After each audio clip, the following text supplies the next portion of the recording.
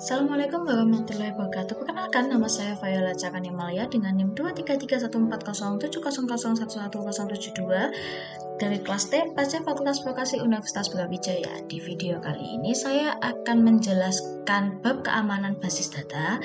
Dengan tujuannya video kali ini untuk menuntaskan tugas project based learning yang kedua dari mata kuliah keamanan komputer.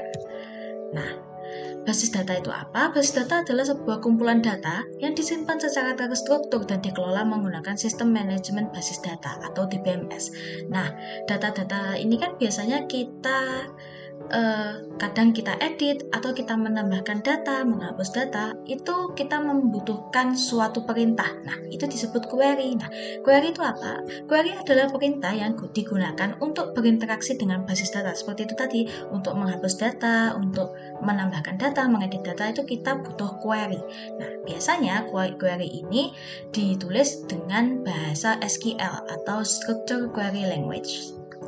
Nah, tipe basis data itu sebenarnya ada banyak. Di sini saya jelaskan akan 3 saja. Yang pertama itu relational database atau yang nantinya kita akan gunakan dalam pengimplementasian. Relational database ini adalah menyimpan data ke dalam tabel-tabel. Di dalam tabel-tabel tersebut nantinya bisa direlasikan dan menggunakan bahasa SQL. Contohnya ada MySQL atau Oracle.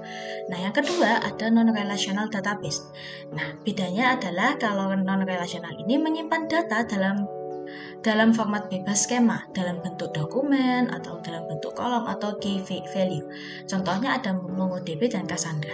Nah, yang ketiga atau yang terakhir itu ada graph database, yaitu menyimpan data dalam bentuk graph untuk data yang saling terhubung secara kompleks. Contohnya ada Neo4j. Nah, tentunya di dalam database ini akan ada injection atau serangan. Nah, saya akan ambil dari tipe relasional, itu ada SQL injection, yaitu teknik serangan di mana penyerang dapat mengirimkan query SQL berbahaya ke dalam web atau aplikasi yang berinteraksi langsung dengan basis data. Biasanya terjadi ketika web atau aplikasi menerima input pengguna dan langsung menggunakannya ke SQL. Biasanya ini terjadi ketika pengguna menginputkan username dan password ketika login, seperti itu. Nah, contoh SQL injection ini adalah diambil ketika di kode itu tertuliskan select from user, where username-nya itu user dan password-nya itu password. Nah, nantinya kita akan implementasikan dengan menginputkan username Lala, ada tambahannya nih or 1 sama dengan 1, strip spasi, seperti itu. Nantinya akan berubah. Yang awalnya terbaca dari tabel user ini, tabel user mengambil data username di dalam user ini dan juga password di kolom password, nantinya akan berubah menjadi yang terbaca dalam kode adalah select from tabel user, yang mana username-nya itu menjadi admin atau mungkin di kolom pertama dalam tabel user, dan setelah strip 2 ini nantinya tulisan and password ini tidak akan terbaca karena arti dari strip 2 ini, strip ini adalah setelah strip itu menjadi komentar. Langsung saja kita implementasikan ya ke dalam ini. Nah, saya sudah membuat codingannya sebelumnya. Di sini saya membuat celahan SQL injection yang sengaja saya buat untuk tidak aman untuk implementasi ini. Dengan ini query select from users, tabel user, yang mana username-nya ini akan saya ambil dari username dan password-nya dari data password. Kita akan coba pada web browser-nya langsung. Kita coba ya, username-nya mungkin sebelumnya di dalam database ini sudah ada 2 user yang sudah saya tambahkan sebelumnya, itu ada admin dengan passwordnya admin123 dan Viola V123. Nah, kita coba ya untuk yang Viola. Mungkin nama lain, sorry. Untuk memastikan bahwa meskipun namanya tidak ada di dalam database username, masih bisa masuk dengan menambahkan or tadi. Sebentar.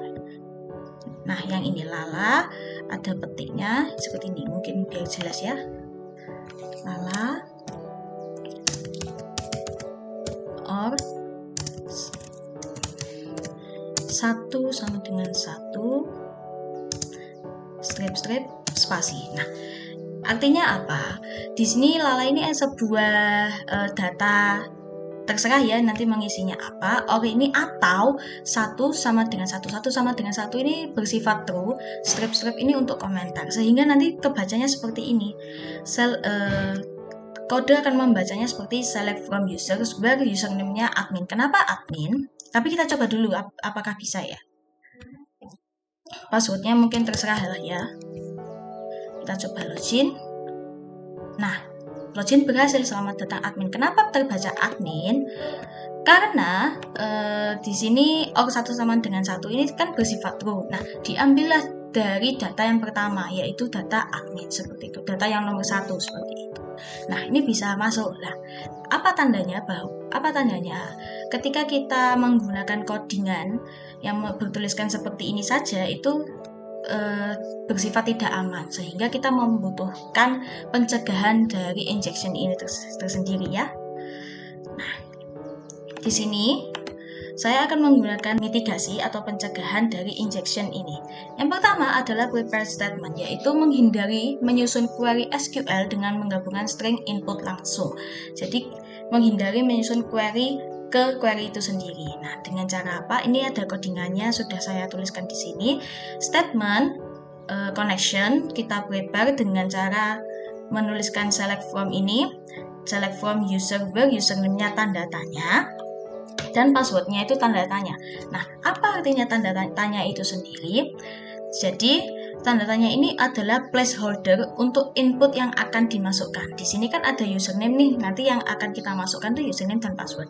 Untuk aman kita pakai placeholder ini dengan tanda tanya seperti itu. Lanjut, statement bind param. Nah, bind param ini untuk input value ke placeholder, yaitu ada SS, jadi 2 string, karena username dan password ini bersifat string, jadi ada 2 string. Lalu kita memasukkan username. Nah, ini username ini $username ini dimasukkan ke placeholder pertama, tanda tanya pertama ini, dan juga $ yang kedua password ini dimasukkan ke placeholder yang kedua.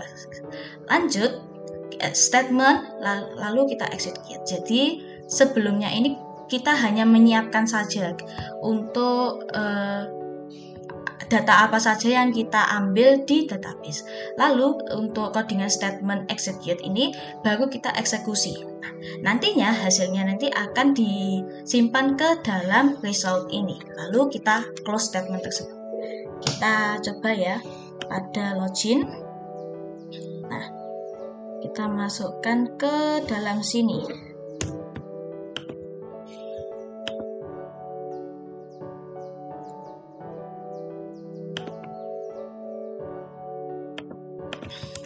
Kita ganti statement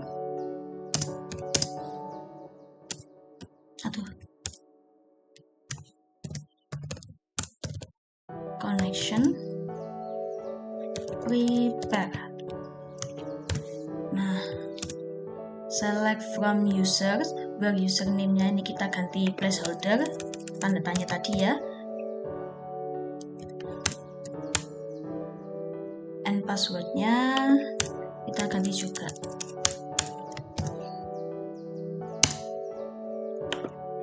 Kita tutup. Lalu kita tambahkan statement bind param ya.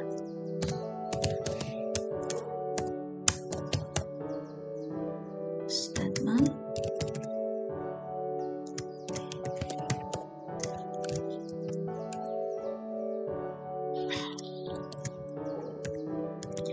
dua string,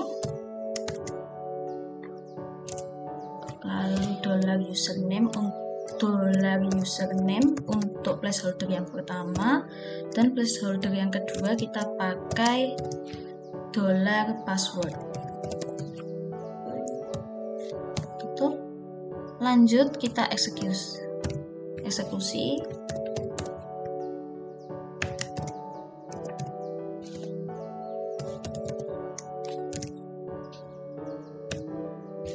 lalu result, connectionnya kita ganti ke statement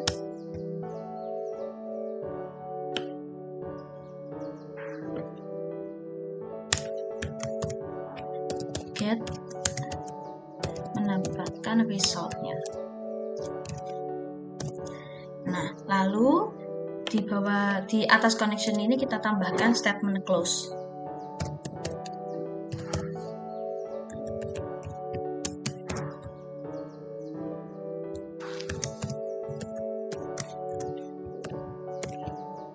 Nah, selesai, kita coba ya. Ada sini. Nah, ini yang tadi ya. Kita coba Lala, ini Lala sama yang kayak tadi, passwordnya mungkin terserah lah ya. Kita klik login. Nah, di sini sudah tertulis nih login gagal, username atau password salah. Bahwa di sini menunjukkan bahwa yang tadi ini kita sudah menuliskan sama persis Lala, or satu sama dengan satu atau bersifat true, meskipun kita masukkan passwordnya apa saja, sudah kita loginkan dengan codingan ini tadi, statement bind param execute ini menunjukkan bahwa login sudah gagal dan berhasil kita mitigasi seperti itu.